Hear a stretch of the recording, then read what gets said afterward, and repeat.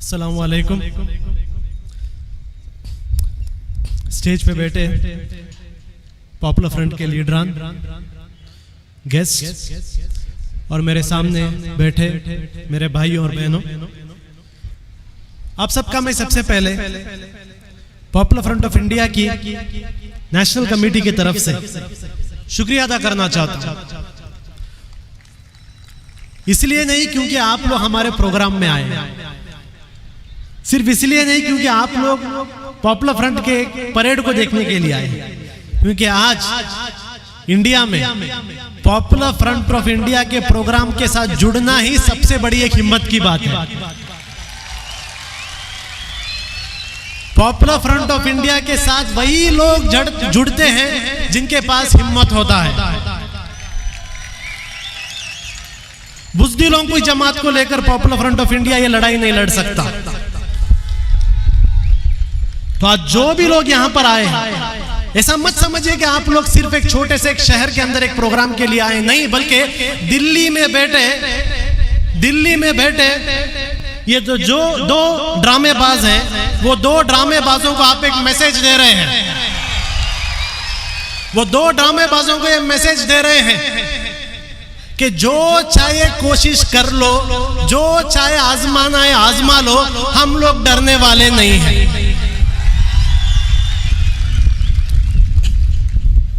एक जमाना था हमें पूरे इंडिया में जाकर पॉपुलर फ्रंट की तारुफ करनी पड़ती थी, इंट्रोडक्शन देना पड़ता था।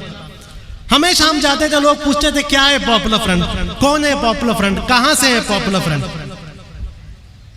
हमारे पास ना तो इतने पैसे थे, ना तो इतने मीन्स थे कि गली गली जाकर लोगों से कहते पॉपुलर फ्रंट क्या है। हम लोग हर जगह मीडिया से रिक्वेस्ट करते थे हमारा प्रेस रिलीज पब्लिश करो। हम मीडिया वाले से कहते थे हमारा फोटो पब्लिश करो। हम मीडिया वाले से कहते हैं आओ हमारा प्रोग्राम कवरेज करो। लेकिन एक जमाना था जब कोई नहीं आता था, लेकिन आज पूरी इंडिया के गांव-गांव में बच्चे को पता है पॉपुलर फ्रंट क्या है। और आज यहां पर भी बहुत सारे लोग आए हैं, वही गोदी मीडिया के लोग, अलग अलग लोग आए यहां पर। वो कोई पॉपुलर फ्रंट की पॉजिटिव पब्लिसिटी के लिए नहीं आए। आज पॉपुलर फ्रंट के प्रोग्राम में वो कुछ ऐसे बात चुनने के लिए आए जिसको लेकर कल हेडलाइंस होगा। और उनसे मैं वादा करता हूं इंशाअल्लाह आज मेरे स्पीच में आपको जरूर ऐसे पॉइंट्स दूंगा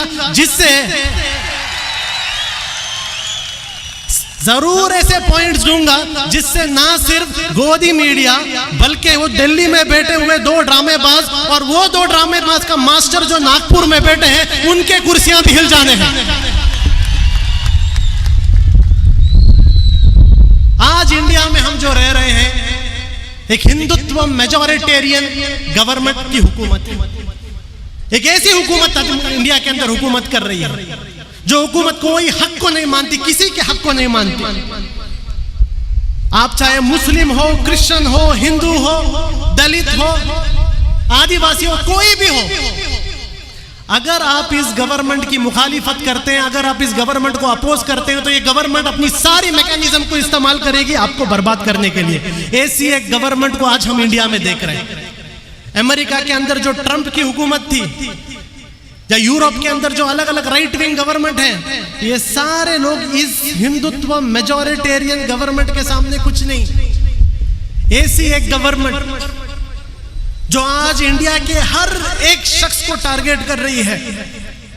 जब दलित महाराष्ट्र के अंदर भीमा कोरेगांव के नाम पर उन्होंने प्रोटेस्ट किया, पूरे के पूरे दलित, ट्राइबल और लेफ्टिस्ट लीडर्स को जेलों में डाला गया, ये बताने के लिए कि आप दलित, आप ट्राइबल, आप आरएसएस के सामने बात नहीं करना है। जब सीए प्रोटेस्ट हुआ, जब पूरे इंडिया के स्टूडेंट सीए के रास्ते में उतर गए, सीए का प्रोटेस्ट किया, हम देखते हैं दिल्ली राइट्स को लेकर पूरे के पूरे सीए एक्टिविस्ट को टारगेट किया, ये बताने के लिए कि आप हमारे सामने नहीं आना है।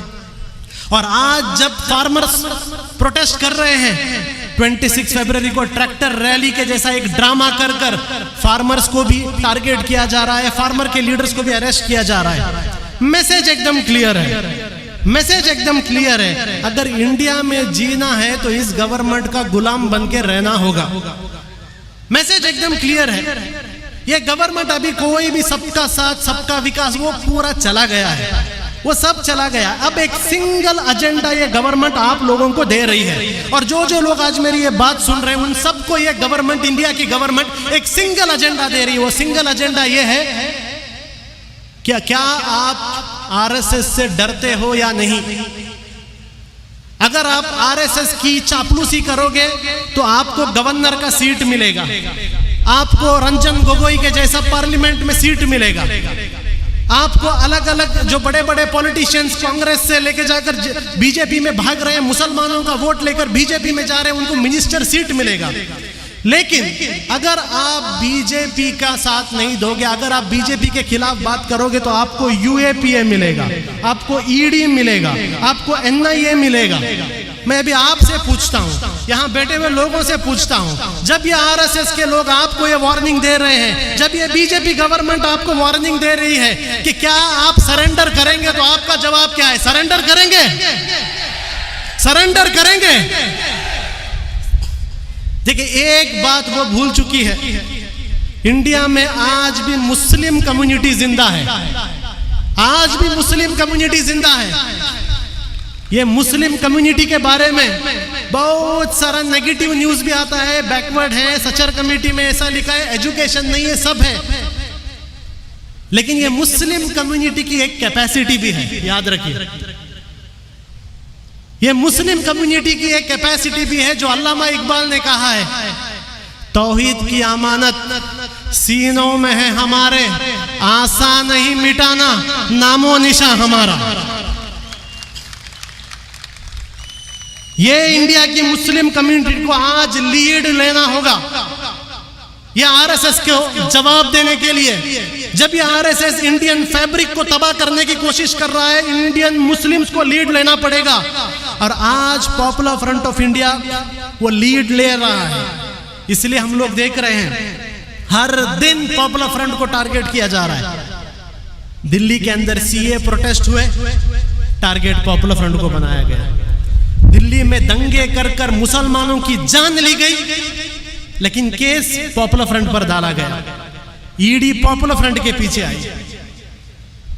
अभी हम देखते हैं हाल ही में कल यूपी के अंदर पॉपुलर फ्रंट ऑफ इंडिया के दो मेंबर्स को, पॉपुलर फ्रंट ऑफ इंडिया के दो मेंबर्स, आपके जैसे ये दो कैडेट्स, ये दो कैडर्स को कल यूपी पुलिस ने अरेस्ट किया।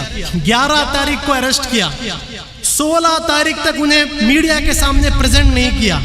और कल जब हमने केरला में पुलिस कंप्लेंट फाइल किया, तब शाम को लेके आकर वहां पर एक प्रेस कॉन्फ्रेंस करते हैं, और प्रेस कॉन्फ्रेंस में बताया जाता है कि ये लोग ब्लास्ट करने आए थे, ये लोग टेररिस्ट अटैक करने आए थे, ये लोग एक्सप्लोजिव लेके घूम रहे थे। यानी 11 तारीख को अरेस्ट करने के बाद 16 तारीख आपको पता चला कि ये लोग टेरर अटैक करने आए थे। इसका मतलब क्या है? याद रखिए, पॉपुलर फ्रंट ऑफ इंडिया को हर दिन टारगेट किया जाएगा। मैं यहाँ बैठे हुए हर एक आदमी से कहता हूं, अगर कोई सोच रहा है कि पॉपुलर फ्रंट को टारगेट बंद हो जाएगा, गलतफहमी है। एवरी डे, हर दिन पॉपुलर फ्रंट पर एक नया इल्जाम लगाया जाएगा, पॉपुलर फ्रंट को नया टारगेट किया जाएगा। पॉपुलर फ्रंट के मेंबर्स से भी मैं यहां पर कहना चाहता हूं, रेडी हो जाओ, यूएपीए आने वाला है, ईडी केसेस आप पर पड़ने वाले हैं, एनआईए आपके पीछे आने वाला है, नेशनल सिक्योरिटी एक्ट आप पर लगाने वाले हैं, सेडिशन केस आप पर लगाने वाले हैं, ये सारे चीज आने वाले हैं। इस सब के लिए रेडी रहने का एक वक्त आ गया है, ये सब चीज आएगा। और उम्मीद मत कीजिए, उम्मीद मत कीजिए कि ये जो दिल्ली के अंदर बैठे जो आरएसएस के दो प्रचारक हैं, ये प्रचारक कुछ रहम दिखाएंगे। ये ऐसे प्रचारक हैं जो बचपन से आरएसएस के शाखा में बैठकर मनुवाद सीखे हुए लोग हैं। वो मनुवाद जो कहता है कि पूरा का पूरा हुकूमत एक छोटे ग्रोह के हाथ में रहना है। यहाँ पर मुस्लिम्स उनके दुश्मन है, यहाँ पर क्रिश्चियंस उनके दुश्मन है, यहाँ पर कम्युनिस्ट उनके दुश्मन है। ऐसे एक आइडियोलॉजी का ट्रेंड हुए दो लोग आज इंडिया को चला रहे हैं। इनसे कोई भी उम्मीद मत रखिए, सिर्फ एक ही उम्मीद रखिए, वो उम्मीद ये है कि हर दिन आपको टारगेट किया जाएगा। मैंने सुना मंगलोर के अंदर एसडीपीआई के एक्टिविस्ट एसडीपीआई जिंदाबाद बोल रहे थे और यहां पर केस डाला गया उन पर यह कहकर कि वो पाकिस्तान जिंदाबाद कह रहे हैं। देखिए, इसमें आप अरेस्ट हुए हैं, हमारे जो मेंबर्स अरेस्ट हुए हैं, आप उसमें शर्म मत कीजिए। शर्म यहां की पुलिस को करना है, शर्म दक्षिण कन्नड़ा की पुलिस को करना है। आप शर्म मत कीजिए। मैं कहता हूं जो लोग अरेस्ट हुए उनको सेलिब्रेट कीजिए, हीरो बनाइए उन्हें। वो 3 लोग जो अरेस्ट हुए हैं दक्षिण कन्नड़ा में, वो आपके हीरो हैं। और यहां पर शर्म किसको होना है? यहां पर दक्षिण कन्नड़ा की पुलिस को होना है, जो बीजेपी गवर्नमेंट के प्रेशर में आकर अपनी कॉन्स्टिट्यूशनल ड्यूटी को छोड़कर बीजेपी का गुलाम बन रही है। उन्हें शर्म आना चाहिए, हमें नहीं। हमारे हीरो हैं, वो जेल के अंदर हैं। अंसद बी फिरोज जो आज यूपी के जेल में, हमारे हीरो हैं वो। और मैं इस स्टेज से आज कहता हूं, पॉपुलर फ्रंट ऑफ इंडिया के पास जो कुछ है, पॉपुलर फ्रंट के पास जो कुछ है, सब कुछ लगा देंगे उनके इंसाफ के लिए इंशाअल्लाह। जो कुछ है सब लगा देंगे। ये तंजीम बनाए हम लोग ऐसे कैडर्स की वजह से। ये तंजीम में कोई लीडर्स नहीं है। कौन से बड़े बड़े खानदानी लीडर्स को उठाकर ये तंजीम नहीं बनाए। ये तंजीम ये कैडर्स ने बनाया। और ये तंजीम में जो कुछ है इन कैडर्स के लिए है। और जो कुछ भी लगेगा इंशाअल्लाह इनके इंसाफ के लिए हम लोग लगाएंगे। चंद लोग सवाल करते हैं पॉपुलर फ्रंट को क्यों टारगेट किया जा रहा है? क्यों टारगेट किया जा रहा है पॉपुलर फ्रंट को? सिंपल आंसर है, आज इंडिया के अंदर जब पूरी की पूरी एक सोसाइटी और स्पेशली मुस्लिम कम्युनिटी को स्लेव बनाने की कोशिश किया जा रहा है, गुलाम बनाने की कोशिश किया जा रहा है, ऐसे वक्त में इस कम्युनिटी को होप देने वाली तंजीम पॉपुलर फ्रंट है। जब सब लोग कहते थे आप कागज दिखाओ, कागज दिखाओ, कागज दिखाओ, जब इस कम्युनिटी के अंदर डर पैदा करने की कोशिश किया जा रहा था कि आपका सिटीजनशिप निकाला जाएगा, उस वक्त इस कम्युनिटी को कहने वाली एक तंजीम है कि बॉयकॉट एनआरसी, बॉयकॉट सीए। एक भी डॉक्यूमेंट नहीं दिखाएंगे, हमारे मुल्क है वो, आप कौन होते हो हमसे डॉक्यूमेंट पूछने वाले? ये होप देने वाली एक तंजीम है, दुश्मन के आंखों में आंखें डालकर बात करने वाली एक तंजीम है। जहां जहां और ये कारवान रुकने वाला नहीं। आपको जो रोकना है रोक लो, जो कोशिश करना है कर लो, जो उठाना है उठा लो, क्या करना है कर लो, जो भी ट्राई करना है कर लो, ये रुकने वाला नहीं। हम उम्मीद दे रहे हैं लोगों को, जिनके पास आवाज नहीं उनकी आवाज है। आज मैं ये स्टेज में रुक के जो बात कर रहा हूं, क्या ये मेरे अल्फाज हैं? ये मेरे अल्फाज नहीं है, ये आपके अल्फाज हैं क्या नहीं? ये आपके अल्फाज हैं। इंडिया में रहने वाले 20 करोड़ मुसलमान और कहीं सारे ऑप्रेस सेक्शंस, इन सब की आवाज आज पॉपुलर फ्रंट बना है। और ये लोग चाहते हैं कि ये ऑप्रेस सेक्शंस और मुसलमानों का आवाज को कंप्लीटली साइलेंट किया जाए, इसलिए पॉपुलर फ्रंट को टारगेट किया जा रहा है। तीसरा चीज, पॉपुलर फ्रंट कॉम्प्रोमाइज नहीं करता। पॉपुलर फ्रंट कॉम्प्रोमाइज नहीं करता। ये लोग बहुत खुश होते, ये लोग बहुत खुश होते अगर पॉपुलर फ्रंट कॉम्प्रोमाइज कर लेता। हमें भी चंद हमारे मुस्लिम कम्युनिटी के बड़े बड़े लीडर आकर कहते हैं थोड़ा कॉम्प्रोमाइज कर लीजिए, थोड़ा कॉम्प्रोमाइज कर लीजिए। हम लोग कहते हैं ये कॉम्प्रोमाइज जो अल्फाज है ये हमको हमारे तंजीम ने सिखाया नहीं।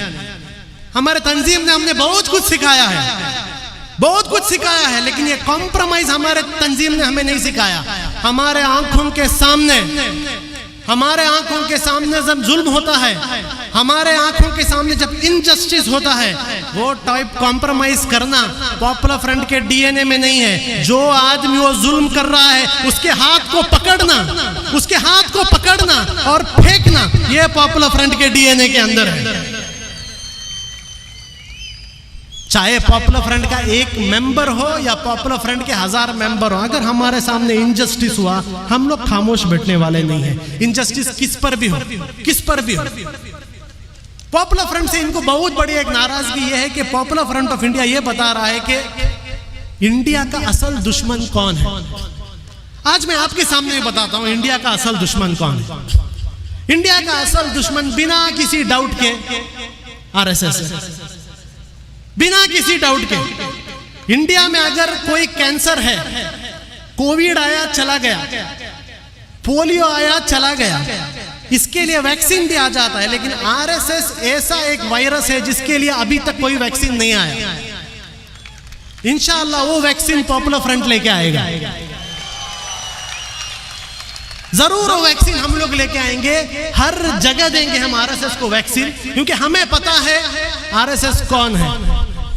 हम जानते हैं इंडिया के अंदर हिंदू मुस्लिम प्रॉब्लम नहीं है। क्लियर कर देता हूं, हिंदू मुस्लिम नाम का प्रॉब्लम है ही नहीं इंडिया के अंदर। ये जो मीडिया में आपको बताया जाता है हिंदू मुस्लिम, जब भी आपके सामने कोई कहे हिंदू मुस्लिम, आप कह दो यहां पर हिंदू मुस्लिम प्रॉब्लम नहीं, यहां पर सिर्फ एक प्रॉब्लम है, आरएसएस वर्सेस मुस्लिम। इधर आरएसएस वर्सेस मुस्लिम। और इसलिए मैं आज स्टेज से पूरे इंडिया के आवाम से कहता हूं, आरएसएस को पहचानिए, जानिए आपके डिस्ट्रिक्ट का आरएसएस लीडर कौन है, जानिए अपने डिस्ट्रिक्ट का आरएसएस का भौतिक प्रमुख कौन है, जानिए अपने डिस्ट्रिक्ट का आरएसएस का शारीरिक प्रमुख कौन है, जानिए उनको, पहचानिए उनको कौन है, क्योंकि ये लोग आपके असल दुश्मन हैं। जो आपके साथ रहने वाले जो हमारे हिंदू भाई हैं, वो लोग हमारे दुश्मन नहीं, हमारे दुश्मन आरएसएस है। तो आरएसएस को पहचानिए। इंडिया में रहने वाले हर एक दलित, हर एक ट्राइबल, हर एक मुसलमान, हर एक बैकवर्ड की एक जिम्मेदारी है, उसको आरएसएस को पहचानना है। और मैं आपसे चैलेंज में कहता हूं, मैं आपसे चैलेंज में कहता हूं कि जिस दिन आप आरएसएस को पहचानना शुरू करेंगे, ये जब भागेंगे इस तरीके से भागेंगे कि इन्हें याद भी नहीं रहेगा कि इनका यूनिफॉर्म चड्डी से पैंट हो गया है, इन्हें याद भी नहीं रहेगा। ऐसे भागेंगे। आपको सिर्फ एक काम करना है, आरएसएस को पहचानिए, जानिए आरएसएस कौन है, आपके डिस्ट्रिक्ट में कौन है, आपके मंडल में कौन है, बस जानिए, पहचान के रखिए बस। अरे जानिए कि कोई भी हिंदू मुस्लिम प्रॉब्लम नहीं है। हम 60 सालों से, हजारों साल से हिंदू मुस्लिम इंडिया के अंदर साथ रहे। इंडिया में कोई हिंदू मुस्लिम प्रॉब्लम नहीं है। इंडिया में प्रॉब्लम है तो सिर्फ आरएसएस का प्रॉब्लम है। और popular front of India RSS को एक्सपोज कर रहा है। हम बता रहे हैं कि कितने बड़े बुज़दिल हैं। ये जो बड़े बड़े लिंचिंग के वक्त आते हैं ना, 25 लोग 30 लोग मिलकर एक बेकसूर आदमी को जब मारने के लिए आते हैं, लेकिन बहुत सारे वाकये ऐसे हैं जो मीडिया के अंदर नहीं आया। जब यही दो मजलूम लोग रुककर हिम्मत के साथ इस 30-40 भगोड़े आरएसएस वालों का सामना करते हैं, ये लोग भाग जाते हैं। इतनी बुज़दिल कौम ये आरएसएस है। ये आरएसएस की बुज़दिली को हमें एक्सपोज करना है। We have to export their coveredness. दूसरा चीज, हम लोगों से कहते हैं कि आरएसएस को कन्फ्रंट करने का एक ही रास्ता है। वो रास्ता क्या है? वो रास्ता है आरएसएस की मुखालिफत करो, अपोज करो, कन्फ्रंट करो। आरएसएस को पॉलिश मार के कोई काम होने वाला नहीं। चंद हमारे मुस्लिम लीडर्स भी, थोड़े सेक्युलर लीडर्स भी आकर कहते हैं थोड़ा पॉलिश मारेंगे, थोड़ा अपीजमेंट करेंगे, थोड़ा आरएसएस के साथ अच्छा ताल्लुकात करेंगे, सब ठीक हो जाएगा। ये बेवकूफों को इतना भी नहीं मालूम, यही बेवकूफ कह रहे थे बाबरी मस्जिद दे दो, बाबरी मस्जिद दे दो, सब ठीक हो जाएगा। ये वही बेवकूफ थे जो अपने आप को मुस्लिम इंटेलेक्चुअल्स कह रहे थे। ये वही बेवकूफ थे जो कह रहे थे बाबरी मस्जिद दे दो, सब ठीक हो जाएगा। अब तो बाबरी मस्जिद का जमीन चला गया है। क्या इंडिया में शांति आ गई? क्या इंडिया के अंदर सुकून आ गया? बाबरी मस्जिद दे दी है, गवर्नमेंट के तरफ से ट्रस्ट बना दिया मंदिर बनाने के लिए, लेकिन आज मंदिर के कलेक्शन के नाम पर गली गली में दंगे हो रहे हैं। मध्य प्रदेश में दंगे हो रहे हैं, यूपी में दंगे हो रहे हैं। अगर इनको मंदिर के लिए जगह मिल गई तो दंगे क्यों हो रहे हैं इंडिया के अंदर? क्यों मुसलमानों पर अटैक हो रहे हैं? मंदिर मस्जिद की जमीन तो मिल गई ना। कहाँ है वो बेवकूफ लोग जो आकर कह रहे थे कि जगह दे दो, जगह दे दो, सब ठीक हो जाएगा? अब जगह मिल गया, फिर क्यों इंडिया में मुसलमानों पर अटैक हो रहा है? क्यों मुसलमान मर रहे हैं? क्यों जाने जा रहे हैं? क्यों मस्जिदों पर अटैक हो रहा है? क्यों घरों को जलाया जा रहा है? क्यों हमारे दुकानों को जलाया जा रहा है? क्यों? वो इसलिए क्योंकि इन्हें कभी भी मंदिर से कोई लेना देना नहीं था। इन्हें कभी भी कोई मंदिर से लेना देना नहीं था। इनका कोई भी हिंदू धर्म से कोई लेना देना नहीं है। इसलिए मैं कह रहा हूं, आरएसएस और हिंदू धर्म का कोई भी रिलेशनशिप नहीं है। आरएसएस इंडिया का सबसे बड़ा एंटी हिंदू है। आरएसएस इंडिया का सबसे बड़ा एंटी हिंदू है। पूरे दुनिया में हिंदू कम्युनिटी का नाम आरएसएस ने खराब किया है, हमने खराब नहीं किया। आज अमेरिका के बड़े बड़े सेलिब्रिटीज इंडिया के हिंदू कम्युनिटी के बारे में बात करते हैं, हमने बताया क्या उन्हें? ये आरएसएस के कारनामों की वजह से हुआ। तो आरएसएस के सामने अपीजमेंट पॉलिटिक्स कर आरएसएस के सामने झुककर पॉलिश मारकर कुछ नहीं होता। आरएसएस के सामने एक ही सॉल्यूशन है, वो सॉल्यूशन क्या है? आंखों में आंख डालकर बात करो। और आज मैं इस स्टेज से आप सब लोगों को कह रहा हूं, ये जो राम मंदिर के कलेक्शन के लिए आ रहे हैं आपके घरों में, आपके सामने एक ही बात बताता हूं, जिस तरीके से एनआरसी को बॉयकॉट किया था, अगर ये लोग आपके घर में और दुकान में राम मंदिर के लिए पैसे मांगने के लिए आए, एक पैसा भी मत दीजिए इन्हें, एक पैसा भी मत दीजिए। मैं सारे मुस्लिम बिजनेसमैन से कहता हूं, मैं सारे मुस्लिम दुकान के ओनर से कहता हूं, अगर इतनी बड़ी गैरत है, अगर एक तिलके के बराबर हिम्मत है, अगर घर में जाकर अपने बीवी बच्चों को अपना चेहरा दिखाने की हिम्मत है, तब ये जब आरएसएस के लोग आपके दुकानों में आते हैं पैसा पूछने के लिए, एक रुपया भी मत दीजिए इन्हें, एक पैसा भी मत दीजिए। वो इसलिए क्योंकि ये राम का मंदिर नहीं है, ये राम का मंदिर नहीं है, ये आरएसएस का मंदिर है। और मुसलमानों के पैसे से आरएसएस के मंदिर में एक ईंट भी नहीं जाएगा इंशाअल्लाह। ये आज़म हमें करना है, एक रुपया भी हमें नहीं देना है। पॉपुलर फ्रंट से लोग चाहते हैं कि हम बेंड हो, हमारे पीछे ईडी को बेच दिए। वो ईडी जिस ईडी ने पी चिदंबरम को 14 दिन ऑफिस में सुलाया था, वो ईडी जिस ईडी ने डीके शिव कुमार को जेल में डाल दिया था, वो ईडी जिसके नाम से रॉबर्ट वाड्रा कांपता है, वो ईडी जिसके नाम से बड़े बड़े कांग्रेस के पॉलिटिशियन डर के बीजेपी में जम मारते हैं, उस ईडी को हमारे पीछे छोड़ा गया था।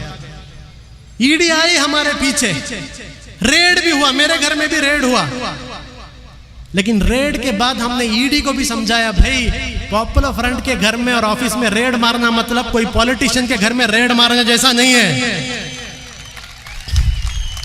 पूरे इंडिया में हमने ईडी का कैरेक्टर असैसिनेशन किया, हमने बता दिया ईडी क्या है। ईडी इज नथिंग बट अ सुपारी किलर ऑफ आरएसएस। आरएसएस के सुपारी में काम करने वाला एक एजेंसी है। जिस तरीके से एनआईए को हमने निकाह इन्वेस्टिगेशन एजेंसी बना दिया था, निकाह इन्वेस्टिगेशन एजेंसी बना दिया था, आज पूरे इंडिया के अंदर सबको हमने बता दिया कि ईडी से डरने की जरूरत नहीं, ईडी को कन्फ्रंट करो, लीगली डेमोक्रेटिक कन्फ्रंट करें। और ऐसी हिम्मत हमारे मेंबरों के अंदर थी कि बिहार का एक छोटा सा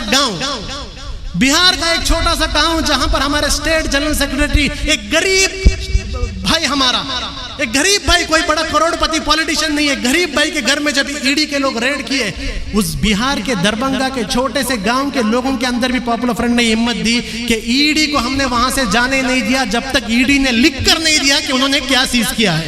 ये हमने सिखाया इंडिया को। एनआईए को भेज रहे हैं। अब थोड़े दिन पहले इनकम टैक्स हमारे पर नोटिस आया। आपको पता है पॉपुलर फ्रंट पर इनकम टैक्स नोटिस क्यों आया? पॉपुलर फ्रंट पर इनकम टैक्स नोटिस इसलिए आया क्योंकि हमने हादिया को हेल्प किया। हमको इनकम टैक्स का डायरेक्टर कहता है, आपने हादिया को कैसे हेल्प किया? हादिया तो कन्वर्शन हुआ था। जब सुप्रीम कोर्ट ने कहा था कि it is a matter of individual liberty, एक इंसान के पर्सनल हुकूक की एक बात है, सुप्रीम कोर्ट ने कहा, सुप्रीम कोर्ट के राय को भी ये इनकम टैक्स डायरेक्टर बीजेपी की बात सुन के रिजेक्ट कर हमसे कह रहा है कि आपने हादिया को हेल्प क्यों किया। वो हमसे कह रहा है कि आपके डोनर्स ने इनकम टैक्स नहीं भरा। वो हमसे कह रहा है कि आपके डोनर्स के पास पैन कार्ड नहीं है। हमने भी जवाब दिया कि भाई नरेंद्र मोदी 2014 से पैन कार्ड बनाओ बोल रहा है। नरेंद्र मोदी हर दिन डिजिटल इकोनॉमी की बात कह रहा है। निर्मला सीतारामन आकर इनकम टैक्स भरो बोल रहे हैं। जब इतना पूरा गवर्नमेंट की एजेंसी को इस्तेमाल करके इंडिया में सिर्फ 4% लोग इनकम टैक्स भर रहे हैं, तो पॉपुलर फ्रंट के ऊपर जिम्मेदारी कैसे आई कि लोगों का इनकम टैक्स भराने के लिए? जब गवर्नमेंट ही नाकाम है लोगों को इनकम टैक्स फाइल कराने के लिए, वो इल्जाम हम पर लगाया जा रहा है। हमने भी कहा हम जवाब देंगे, हम कोर्ट में आपसे लड़ेंगे। अब बहुत से लोग मुझसे पूछते हैं, ईडी आपके पीछे आ गया, एनआईए आपके पीछे आ गया, इनकम टैक्स आ गया, अभी स्पेशल टास्क फोर्स STF आपके पीछे आया, आपको डर क्यों नहीं लगता? आपको डर क्यों नहीं लगता? हमारा जवाब सिंपल है। पॉपुलर फ्रंट का हर एक लीडर, पॉपुलर फ्रंट का हर एक मेंबर हर दिन जब सुबह को उठता है, हम ये सोच के उठते हैं कि आज मेरे जिंदगी का सबसे बुरा दिन होगा, आज मेरे जिंदगी का सबसे बुरा दिन होगा। जब हम ये सोच के उठते हैं, आप कौन सा बड़ा प्रॉब्लम लाए तो ये प्रॉब्लम हमें बड़ा नहीं दिखता। आप हमें ED से डराना चाहते हैं, आप हमें UAPA केस से डराना चाहते हैं, आप हमें सेडिशन केस से डराना चाहते हैं, आप हमें नेशनल सिक्योरिटी एक्ट से डराना चाहते हैं।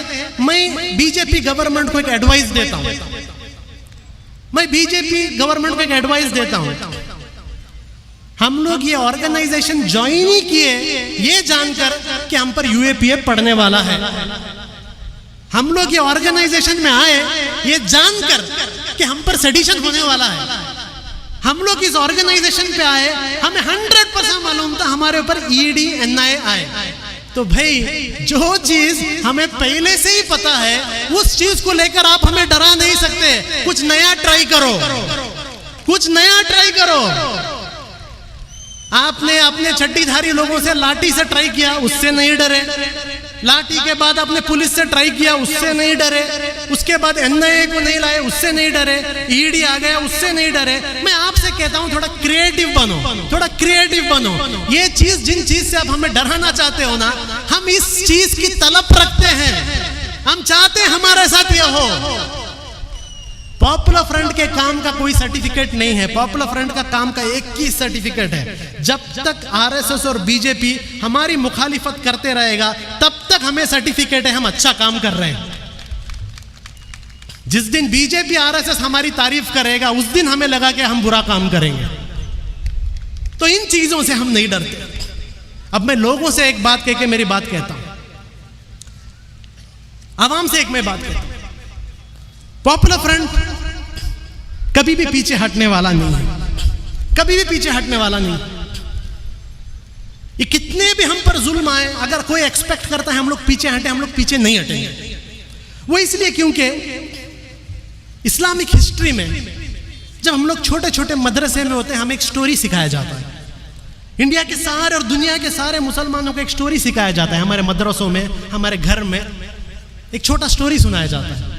वो स्टोरी ये है कि बिलाल हबशी नाम के एक बहुत बड़े सहाबा थे। उनको जब टॉर्चर हो रहा था और उनको टॉर्चर में ये कहा जा रहा था कि सरेंडर करो, सरेंडर करो, सरेंडर करो, बिलाल को इस तरीके से टॉर्चर किया था कि आज तक किसी ने वैसा टॉर्चर नहीं देखा। वैसा टॉर्चर करने के वक्त जब बिलाल को सरेंडर करने के लिए कहा गया, उमैया ने कहा, बिलाल अगर तू सरेंडर नहीं करेगा तो मैं तुझे ऐसा टॉर्चर दूंगा, ऐसा टॉर्चर दूंगा जो टॉर्चर आज तक अरबों ने सोचा नहीं था, आज तक अरबों ने देखा नहीं था और आज तक अरबों ने सुना नहीं था। तब बिलाल का जवाब था, उमैया तू जो टॉर्चर करना है कर, मैं भी तुझे ऐसा सबर और ऐसा इस्तकामत दिखाऊंगा जो इस्तकामत आज तक अरबों ने सुना नहीं होगा, देखा नहीं होगा और सोचा नहीं होगा। हम लोग ये बिलाल के वाकिया सुनकर बड़े हुए लोग हैं। आप हमें ED से डराओगे, आप हमें NIA से डराओगे, आप हमें UAPA से डराओगे, ये सब चलने वाला नहीं है। अगर आप चाहते हैं पॉपुलर फ्रंट की हिम्मत तोड़ने के लिए, अगर आप चाहते हैं पॉपुलर फ्रंट पर केसेस डाल के डराने के लिए, तो मैं आज पॉपुलर फ्रंट की तरफ से आपको कहता हूं कि हम भी पॉपुलर फ्रंट का हर एक मेंबर ऐसा आपको स्ट्रगल दिखाएंगे जो स्ट्रगल आज तक RSS ने कभी सुना नहीं होगा, कभी देखा नहीं होगा और कभी सोचा नहीं होगा।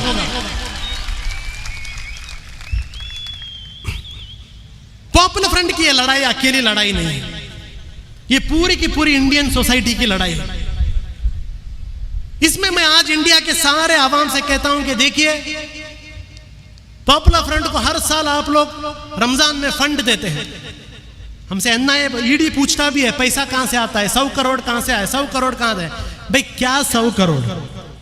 पॉपुलर फ्रंट पूरे इंडिया में अगर एक दिन रास्ते में उतरे, 100 नहीं 500 करोड़ हम लोग कलेक्ट करने की कैपेसिटी है हमारे अंदर। 100 करोड़ क्या है? आपके लिए वो बिरयानी लग्जरी होगा। हम तो हर दिन बिरयानी खाते हैं हमारे घरों के अंदर। ये वही लोग जो न्यूज चैनल के अंदर बैठ के कह रहे थे शाहीन बाग में बिरयानी कहाँ मिली, बिरयानी कहाँ मिली। तुम्हारे वास्ते बिरयानी साल में एक बार मिलता है शायद, हमारे लिए हर बार नहीं, हर जुमा बनती है घरों में। आप लोग हमसे बोलो कि 100 करोड़ कहाँ से आया, कौन सी बड़ी चीज है? 20 करोड़ इंडियन मुसलमान हैं, 20 करोड़, और कितने सारे क्रिश्चियंस, कितने सारे दलित, कितने सारे सिख, हर कोई देता है पॉपुलर फ्रंट को। एक दिन में 100 करोड़ हम लोग जमा सकते हैं। लेकिन मैं आज लोगों से कहता हूं कि आपका सपोर्ट सिर्फ फंडिंग तक काफी नहीं है। चंद लोग सिर्फ फंडिंग करते हैं, सिर्फ फंडिंग कर कर काफी नहीं है। आज के बाद आपका सपोर्ट फंडिंग से एक स्टेप आगे भी चाहिए। जो जो काम, जो जो कैंपेन्स पॉपुलर फ्रंट करता है, हम चाहते हैं कि आप लोग भी हमारे साथ कंधे से कंधा मिलाकर हमारे सारे कैंपेन्स में, हमारी सारी लड़ाई में हमारा साथ दें।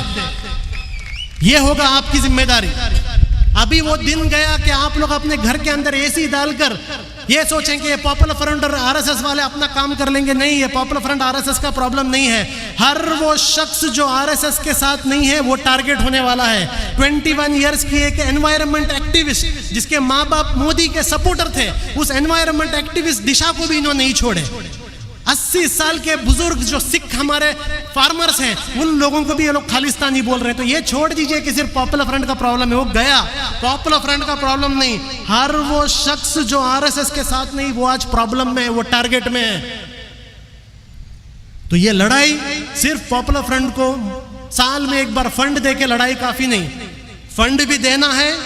जितना आप पिछले साल दिए थे, इंशाल्लाह इस रमजान में आपके पास आएंगे, उससे ज्यादा फंडिंग हमें इंशाल्लाह आपके पास से चाहिए इस बार। लेकिन उसके साथ साथ पॉपुलर फ्रंट के साथ रुकना भी है। जब पॉपुलर फ्रंट पर हमला होता है, जब पॉपुलर फ्रंट को बदनाम करने की कोशिश की जाती है, हम चाहते हैं कि पूरी की पूरी कम्युनिटी की तरफ से आवाज आए, पूरी की पूरी कम्युनिटी की तरफ से आवाज आए, पूरी की पूरी कम्युनिटी इनको जवाब दे। और आज जो आप लोग यहाँ पर जमे हैं, आप लोग तो सिर्फ एक पर्सनल लेवल पर जमे हैं, लेकिन मैं इतना बता देता हूँ, आज आपका यहाँ पर जमना और पूरे इंडिया में जो आज पॉपुलर फ्रंट डे में जो आवाम जमी है, इससे बड़ा थप्पड़ ये नरेंद्र मोदी, अमित शाह और इनके पूरी गैंग को इससे बड़ा थप्पड़ कहीं पर पड़कर नहीं, ये थप्पड़ आप लोग आज दे रहे हैं, जो आज आप लोग हमारे साथ खड़े हैं। बस ये मैं आपसे कहना चाहता हूं कि लड़ाई बहुत लंबी है। इंडिया के डेमोक्रेटिक सेटअप, इंडिया के कॉन्स्टिट्यूशन और इंडिया के सेक्युलर फैब्रिक को बचाने की लड़ाई है। जो लड़ाई टीपू सुल्तान ने लड़ी थी, जो लड़ाई कुनी मोहम्मद हाजी ने लड़ी थी, वो लड़ाई को वापस हमें लड़ना है। इस बार कोई बाहर से आया हुआ दुश्मन नहीं है। इसी नागपुर से एक फैसिस्ट ऑर्गेनाइजेशन हमारे देश के डेमोक्रेसी, कॉन्स्टिट्यूशन, माइनॉरिटी राइट्स को तबाह करने पर निकली है। तो अब घर पर बैठेंगे तो नहीं होगा। जिस तरीके से आप लोग सीए के वक्त रास्ते पर उतरे थे, अभी वापस जब ये सीए आएंगे, वापस आप लोगों को रास्ते पर उतरना होगा। वापिस आपको हक के लिए लड़ना होगा, और सिर्फ मुसलमानों के हक के लिए नहीं। जब भीमा कोरेगांव में दलितों को हमला किया, आपको दलितों के लिए हक के लिए लड़ना पड़ेगा। जब क्रिश्चियंस के चर्चों पर अटैक होगा, आपके क्रिश्चियंस के लिए लड़ना होगा। जब फार्मर्स और सिख लोगों पर वहां पर हमला हो रहा है, लाठी पड़ रहा है, उन्हें खालिस्तानी कह रहे हैं, उनके हक के लिए लड़ने की जिम्मेदारी इंडियन मुस्लिम सोसाइटी की है। और ये लड़ाई हमें लड़नी है। हमारा इस बार का नारा यही है, for the nation with popular front. तो पॉपुलर फ्रंट की तरफ से मैं इतना आप लोगों को बताता हूं, इंशाअल्लाह जब तक पॉपुलर फ्रंट ऑफ इंडिया का लास्ट मेंबर इंडिया में रहेगा, तब तक इंशाअल्लाह हम लोग ये लड़ाई को लड़ते रहेंगे इंशाअल्लाह। मैं आपसे भी ये गुजारिश करके अपनी बात को खत्म करता हूं कि जिस तरीके से आज तक आप लोगों ने हमें साथ दिया, ये साथ और भी दीजिए। एक लंबी लड़ाई है, इंशाअल्लाह इंशाअल्लाह साथ में एक दूसरे का हाथ पकड़कर, कंधे से कंधा रखकर इंशाअल्लाह इंडिया से ये फैसिज्म का जो एक डिजीज है, इस डिजीज को इंशाअल्लाह हम खत्म करके रहेंगे। वाखिर दाना अल्हम्दुलिल्लाहि रब्बिल आलमीन। अस्सलामु अलैकुम।